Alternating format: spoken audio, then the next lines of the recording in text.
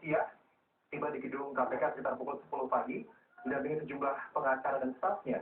Ini merupakan pemeriksaan pertama setelah Atut ditetapkan sebagai tersangka oleh KPK. Berbeda dengan kedatangan sebelumnya, kali ini Atut sama sekali tidak menjawab pertanyaan wartawan. Ia langsung masuk ke gedung KPK. Hari ini Atut akan diperiksa sebagai saksi terkait kasus penyuapan dalam pemilihan kepala daerah Lebak dengan tersangka adik kandungnya Subagussaha Hairi Wardana alias Wawan.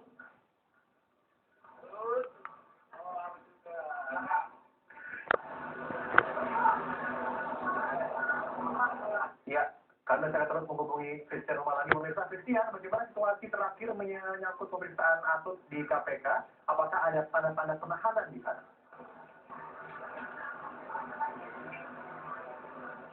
Ya, Rian dan juga pemirsa, 5 jam telah berlalu Ratu Atut diperiksa dan beberapa menit sebelum Anda menghubungi saya di sini, kami para wartawan dihebohkan dengan kami sudah bersiap-siap untuk di depan pintu, tapi kita belum tahu apakah yang keluar nanti, yang telah diperiksa nanti adalah Ratu Atut atau tidak. Ini Ratu Atut diperiksa sejak pukul 10 tadi pagi, dan saat ini seperti Anda saksikan, para wartawan sudah menunggu di depan pintu gedung KPK, sudah ada juga mobil tahanan, tapi kita belum tahu apakah yang akan keluar Ratu Atut konsia atau tidak.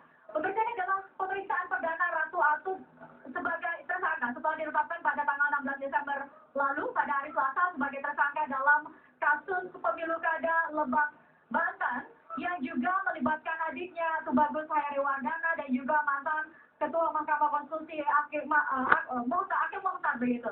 Nah, Ratu Atut sendiri pemirsa kali ini adalah pemeriksaan perdananya. Sementara itu di luar gedung KPK juga masih ada massa yang menamakan dirinya Presidium Banten Bersatu yang menyuarakan penolakan mereka terhadap politisasi dalam kasus ini. Mereka tadi sempat ketika mobil tahanan masuk dan hendak menjemput tahanan yang kita belum tahu apakah yang akan keluar adalah Ratu Atut atau tidak, mereka menyuarakan atau berteriak untuk ibu pulang begitu. Jadi mereka berharap Ratu Atut tidak akan ditahan pada hari ini. Tapi pertanyaan besarnya adalah kalau di KPK Rian dan juga pemirsa dikenal ada Jumat Keramat begitu.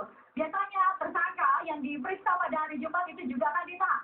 Pertanyaan besarnya adalah apakah juga akan berlaku pada Ratu Atut Jumat Keramat di KPK. Ya, Rian dan juga pemirsa, Ratu Atut ditetapkan sebagai tersangka dalam kasus pemilu kada Lebak Banten, dijerat dengan pasal 6 ayat 1 huruf A. Junto pasal 55 ayat 1 ke 1 yang diduga Ratu Atut memberikan atau menjanjikan sesuatu kepada hakim untuk mempengaruhi putusannya. Nah, kita akan tunggu bagaimana Rian dan juga pemirsa apakah Ratu Atut akan ditahan ataukah yang akan keluar Ratu Atut. Kita masih akan menantikan perkembangannya, masih akan kami laporkan perkembangannya kepada Anda. Untuk saat ini silakan kembali ke Anda Rian di studio. Baik, terima kasih dan selamat bertugas kembali.